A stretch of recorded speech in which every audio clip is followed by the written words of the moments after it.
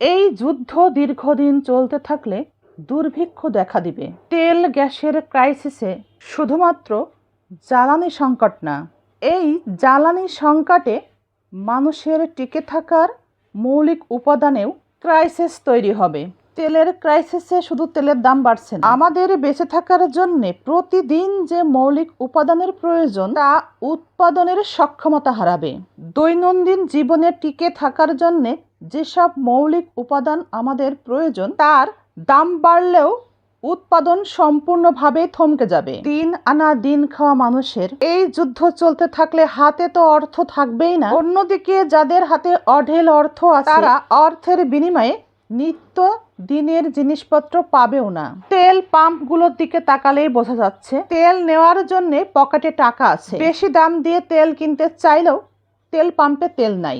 আমাদের দেশের উপরে কোনো মিসাইল না পড়লেও পারমাণবিক শক্তির থেকেও ভয়ঙ্কর শক্তির আঘাত পেতে চলেছে কি আমাদের দেশের জনগণ? বোমায় ধ্বংস না হলেও বিভিন্ন মৌলিক চাহিদার সংকটে শিশু বৃদ্ধ সবার আগে আমাদের কাছ থেকেই হারিয়ে যাবে। তবে আমরা কেউ কাউকে বাঁচানোর চিন্তা না করে নিজেকে কিভাবে বাঁচানো যায় সেই চিন্তায় সবাই উদ্বিগ্ন থাকব।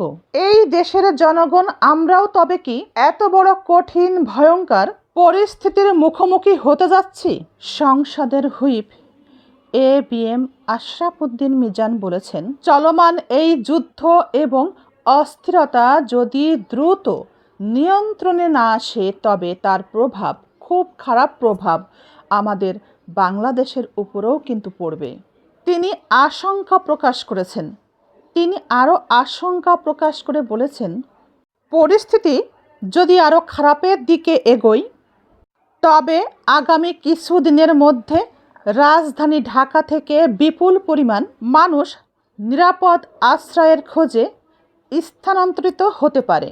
একই সাথে তিনি আরও সতর্ক করেছেন, পরিস্থিতি এমন পর্যায়ে পৌঁছাতে পারে 1971 সালের কঠিন সময়কেও মনে করিয়ে দিতে পারে। এই বক্তব্য বা মন্তব্য সকলের সামনে আসার পরই সকলের মনে একটা প্রশ্ন জেগেছে, আসলে এই বাস্তব পরিস্থিতি কি আর আমরাই বা কিভাবে প্রস্তুত থাকব? এই ধরনের পরিস্থিতির সম্মুখীন হলে সবার আগে আমরা যেটা করব সঠিক তথ্যটা যাচাই করে নেওয়া। কোনো কিছুতেই আতঙ্কিত হওয়া যাবে না। সঠিক তথ্য জেনে সেই অনুযায়ী নিজেদের মধ্যে শক্তি এবং সাহস রাখতে হবে। গুজব বা অর্ধ তথ্যের উপরে ভিত্তি করে কোনো সিদ্ধান্ত নেওয়া যাবে না। শুধুমাত্র নির্ভরযোগ্য সংবাদ মাধ্যম এবং অফিসিয়াল সোর্স থেকেই তথ্য নিতে হবে এবং ব্যক্তিগত প্রস্তুতি বুদ্ধি খাটিয়ে নেওয়াটাও কিন্তু ভীষণ জরুরি। অনিশ্চিত পরিস্থিতিতে খুবই গুরুত্বপূর্ণ কিছু জিনিস, খাবার, আলোর ব্যবস্থা, জরুরি ঔষধ, পরিবারের মধ্যে সুসম্পর্ক, জরুরি অবস্থাতে কোথায় সবাই একত্রিত হবেন সে ব্যাপারে আলোচনা করে রাখতে হবে। পরিবারের মধ্যে কার কী দায়িত্ব থাকবে এবং যোগাযোগ বিচ্ছিন্ন হলে কিভাবে একে অপরের সাথে যোগাযোগ রক্ষা করে চলতে হবে। আগে থেকে যদি এভাবে প্ল্যান করে রাখা হয় সংকটময় মুহূর্তে সিদ্ধান্ত নেওয়াটা সহজ হয়।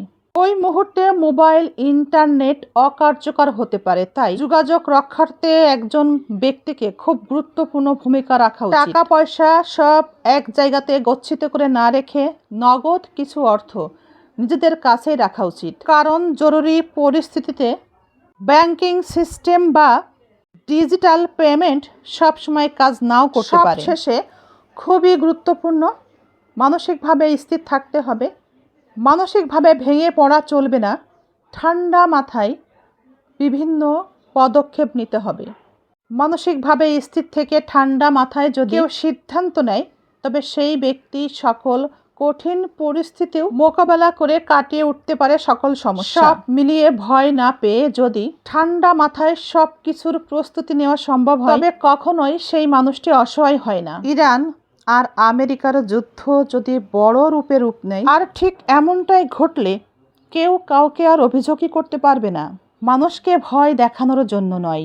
যুদ্ধের অস্থিরতা না কমলে বিষয়টা কিন্তু একেবারে উড়িয়ে দেওয়া যায় না।